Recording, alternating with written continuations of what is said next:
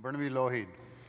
Thank you, Honorable Speaker. I'm happy to rise on behalf of Burnaby-Lougheed to speak on the motion today calling the House to recognize the importance of public post-secondary English language learning programs.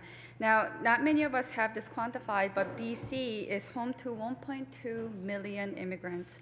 That's 27% of our provincial population, with English not being our mother tongue.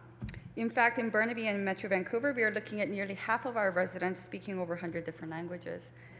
And so it is our educators at public post-secondary institutions that deliver multiple levels of quality English language training, from basic conversational to TOEFL and IELTS for 9,000 some students each year.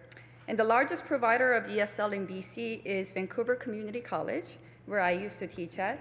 But unfortunately, this iconic institution, as you know, along with others like Camosun and Douglas, lost their block funding this year. So what does all this mean?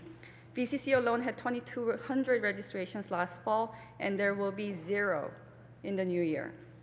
And so why is that? Because despite its plans to increase immigration levels, the federal Conservative government announced 2 years ago that it's going to axe the agreement with the BC government, which meant colleges and universities will be losing $22 million in federal money to continue providing ESL training for our immigrants and domestic students.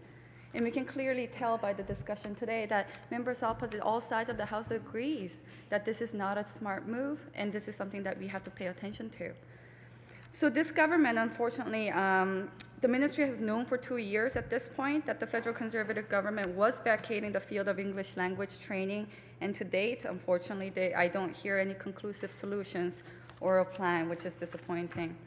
Karen Short, my former colleague and the current president of the BCC Faculty Association, who is in the House today, said that she was finally granted a meeting with the minister only after showing up in the front lawn of the Legislative Assembly last month with over 300 students and faculty. And that was after almost a year of trying to get that meeting. And she said she left the meeting even more frustrated, unfortunately. And I quote, she says, "There's no plan for the 2,300 students who will have nowhere to go on January 2nd. And she further went on to address the crowd on the legislature lawn, saying, and I quote, "I hear the ministry saying we can't afford to fund ESL, and I say you can't afford not to." And I agree with Karen, because this government's inaction, unfortunately, is effectively abandoning our struggling citizens this winter over just $22 million. Now, I know that sounds like a hefty sum for an average working family, but let's put that in perspective here, because I have seen this government spend that kind of money on advertising. And there seems to be money for some British Columbians, like Mr. Ben Stewart, who's getting $2,400 allowance for his Chinese lessons. Yet for 9,000 English learners in this province who are eager to fill the jobs in BC are told that there's apparently not enough money. And I can't buy that. The ministry states that ESL students can still take these courses through nonprofit organizations, but I don't understand how the minister seems unaware that the community and settlement agency programs, as excellent as they are, for one, they're not available to Canadian citizens as per CIC guidelines. For two, they already have long wait lists.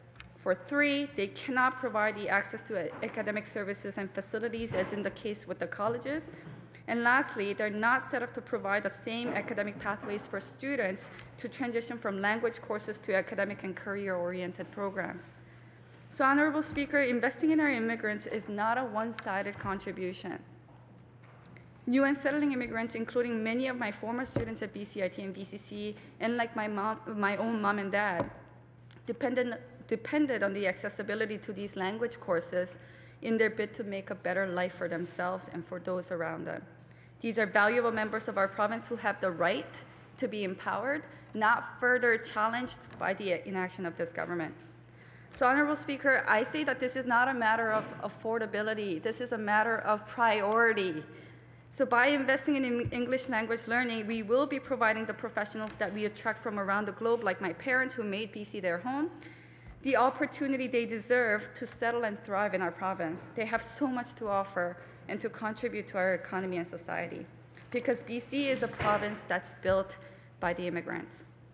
So if this government, indeed, if it says that it believes in jobs and training, it is time for the government to recommit to its mandate for the 1.2 million immigrants in BC by fully restoring the funding for ELL Thank you, training. member.